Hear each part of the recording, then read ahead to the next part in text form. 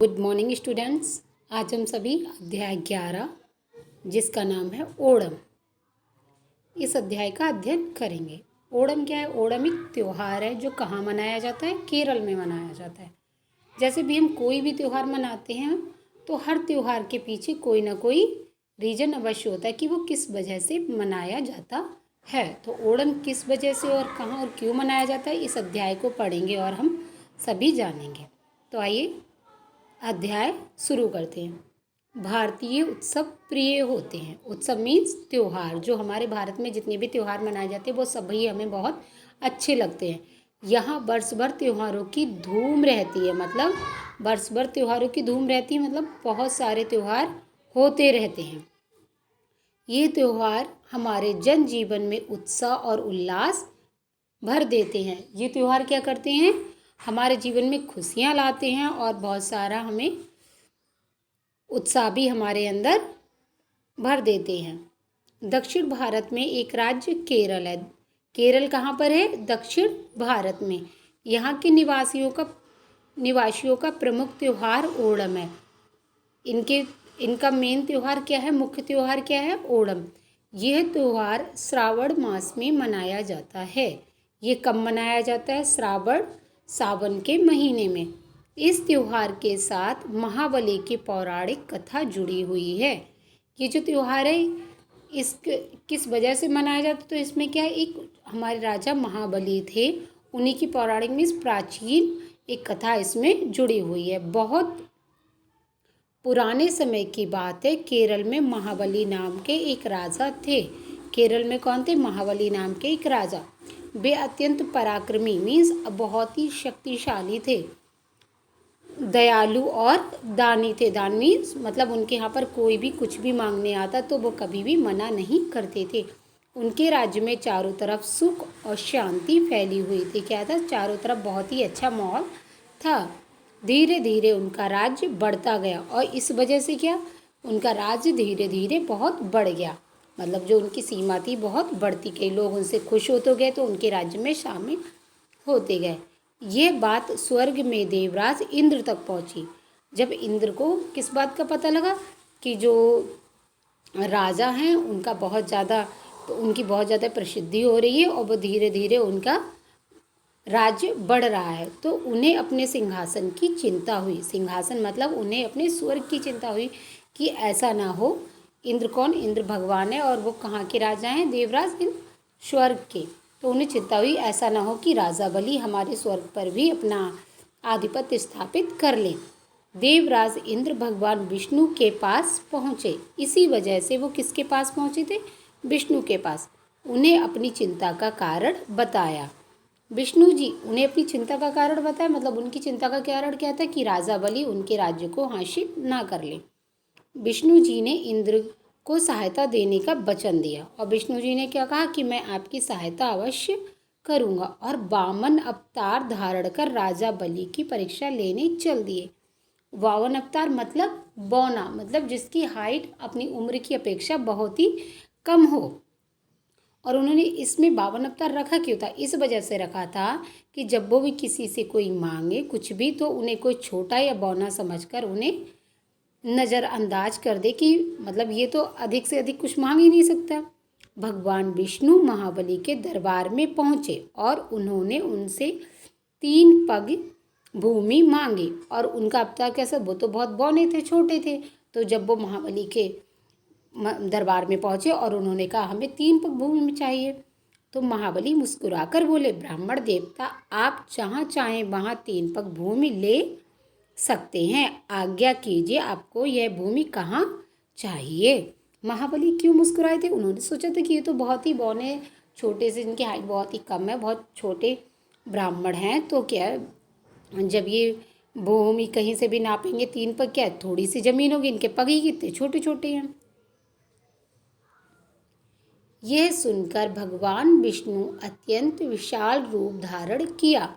जैसे ही उन्होंने कहा आपकी इच्छा हो वहाँ आप 3 पग भूमि नाप लीजिए, यह सुनते ही भगवान विष्णु जो 52 अवतार रूप धारण किए थे उन्होंने क्या किया, अपना बहुत विशाल मीन्स बहुत ही बड़ा रूप धारण कर लिया और 2 कदमों में पृथ्वी लोक को नाप लिया। और उन्होंने इतना बड़ा अपना रूप धारण किया था कि उनके दोनों ही पैरों में पूरी की पूरी पृथ्वी नप गई थी। वे बोले, राजन, अब मैं तीसरा पग कहाँ रखूं? उन्होंने कहा, अब तीसरा पग तो रखने की जगह नहीं है, अब बताइए मैं तीसरा पग कहाँ रखूं? महाबली ने अपना सिर झुका दिया और विष्णु जी ने ज्यों ही अपना सिर महाबली के सिर पर रखा, वे पाताल लोक में जा पहुँचे। फिर महाबली तो बहुत दानी थे, अब जब उन्होंने अपना वचन दिया था तो वो अपने वचन से मुकर नहीं सकते थे। फिर उन्होंने सोचा मैं क्या करूं, तो उन्होंने अपने आप को भी दान में दे दिया, अपना सिर झुका दिया और कहा, अभी ये जगह बाकी है और आप इसे नाप सकते हैं। फिर जैसे ही भगवान विष्णु ने उनके ऊपर अपना पैर रखा तो वो तुरंत जो महाबली थे वो पाताल लोक में पहुंच गए। भगवान विष्णु ने उन्हें पाताल का राज्य और दे दिया। वो कहाँ शासन करने लगे? पाताल में। राजा महाबली को अपनी प्रजा को का मोह सताने लगा। मोह मतलब उन्हें याद आने लगी। उसी समय महाबली ने भगवान विष्णु से प्रार्थना की, भगवान आप मुझे हर वर्ष अपनी प्रजा से मिलने की अनुमति दें, मतलब आज्ञा दें, तो आपकी बड़ी कृपा होगी। और भगवान विष्णु ने प्रार्थना स्वीकार कर ली। अब क्या कि जो महाबली थे उन्होंने भगवान विष्णु से जब प्रार्थना की, भगवान की मुझे बस एक बार वर्ष में एक बार जो मेरी प्रजा है उससे मिलने की मुझे आज्ञा दे दे तो आपकी बड़ी कृपा होगी। और उनकी ये प्रार्थना भी भगवान विष्णु ने स्वीकार कर ली, मतलब उन्हें आज्ञा दे दी। केरल वासियों का यह दृढ़ विश्वास है कि प्रत्येक वर्ष महाबली तिरुओणम के दिन केरल राज्य में अपनी प्रजा से मिलने आते हैं। कब आते हैं? तिरुओणम के दिन अपनी प्रजा से मिलने आते हैं, जो कि इनका ओणम का त्यौहार है, उसे तिरुओणम कहते हैं। यही कारण है कि केरल वासी अपने राजा के स्वागत के रूप में ओणम मनाते हैं। ओणम आनंद और उल्लास के साथ 5 दिन मनाया जाता है। कितने दिन मनाया जाता है? पूरे के पूरे 5 दिन। रंग बिरंगे फूलों से प्रवेश द्वार और घर पर आंगन सजाया जाता है। प्रवेश द्वार जो इनका मेन दरवाज़ा होता है वहाँ पर, और अपने आंगन को रंग बिरंगे फूलों से सजाते हैं। लोग विष्णु और महाबली की मूर्तियों को चावल के आटे और पुष्पों से सजाते हैं। मतलब भगवान विष्णु और महाबली की जो मूर्ति होती है उसे चावल के आटे और फूलों से सजाते हैं। रात्रि में इन मूर्तियों का पूजन करते हैं और रात में जो भी मूर्ति है इनकी पूजा करते। ओणम का दूसरा दिन अत्यंत महत्वपूर्ण होता है, इसे तिरुओणम कहते हैं। जो ओणम का होता है दूसरा दिन उसे क्या कहते हैं? तिरुओणम कहते हैं। इस दिन परिवार के सभी सदस्य एक साथ मिलकर अत्यंत हर्षोल्लास के साथ त्योहार मनाते हैं। मध्याह्न काल में सब एक साथ मिलकर केले के पत्ते पर भोजन करते हैं। मध्याह्न काल मतलब दोपहर का समय। उस समय सब एक साथ, जितना भी बड़ा इनका परिवार होता है, सब एक साथ भोजन करते हैं।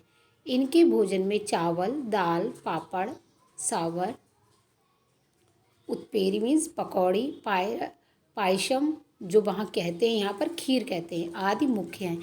इस अवसर पर खेल के साथ कविता, पाठ, नृत्य, गायन आदि विभिन्न कार्यक्रमों का आयोजन भी किया जाता है। और वो बहुत सारे कार्यक्रम भी करते हैं, जैसे कि कोई भी किसी पाठ की कविता सुना दे, या कोई डांस है, या कोई भी गीत है। लड़कियां और स्त्रियां ताली बजाते हुए सामूहिक नृत्य करती हैं, मतलब एक साथ नृत्य करती हैं। इस दिन नदियों पर निकटवर्ती समुद्र में नौका दौड़ का आयोजन किया जाता है।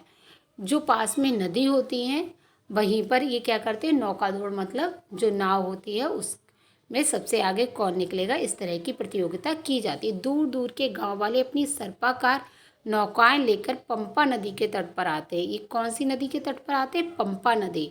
और कैसी नौकाएं होती है? सर्पाकार, मतलब सांप के आकार की, जिससे कि पानी में अच्छे से आगे को बढ़ सके। गांव के सभी छोटे बड़े लोग उस नौका में बैठते हैं, और गांव के जितने भी लोग होते हैं वो सभी अपनी अपनी नौकाओं में बैठते हैं। परंपरागत पोशाकें पहनकर गीत गाते हैं, मतलब जो उस टाइम उनका पहनने का पोशाक होती है, जो वस्त्र होते हैं वो पहनते हैं और गीत गाते हैं, फिर नौका चलाते हैं। दौड़ में विजेता नौकाओं को पुरस्कृत किया जाता है, मतलब जो भी सबसे आगे आता है जो जीतता है उनके लिए इनाम दिया जाता है। ये दृश्य अत्यंत मनमोहक होता है, मतलब ये दृश्य जो होता है, जो सीन होता है, ये बहुत ही अच्छा होता है, जिसे देखने के लिए दूर दूर से पर्यटक यहाँ आते हैं। पर्यटक मतलब जो दूर से देखने के लिए आते हैं, उन्हें एक जगह से दूसरी जगह जो जाते हैं उन्हें पर्यटक कहते हैं। ऐसी मान्यता है कि तिरुओणम के तीसरे दिन महाबली अपने लोग वापस चले जाते हैं। और क्या तीसरे दिन क्या करते हैं, जो महाबली होते हैं वो अपने लोग वापस चले जाते हैं। अतः तीसरे दिन लोग आंगन में बनी कलाकृतियों को हटा देते हैं, और आंगन में उन्होंने तीसरे दिन जो भी चित्र वगैरह बनाए होते हैं उन्हें हटा देते हैं। इस प्रकार अत्यंत हर्षोल्लास के साथ ओणम त्यौहार संपन्न किया जाता है। और इस प्रकार क्या ओणम बहुत ही खुशी के साथ, बहुत मग्न होकर इसे संपन्न किया जाता है, समाप्त किया जाता है। ओणम हमें महाबली के समान बलवान और दानी बनने की शिक्षा देता है। ओणम का त्यौहार हमें क्या सिखाता है, क्या शिक्षा मिलती है, हमें उनके समान बलवान होना चाहिए और दानी मतलब दान देना चाहिए। धन्यवाद।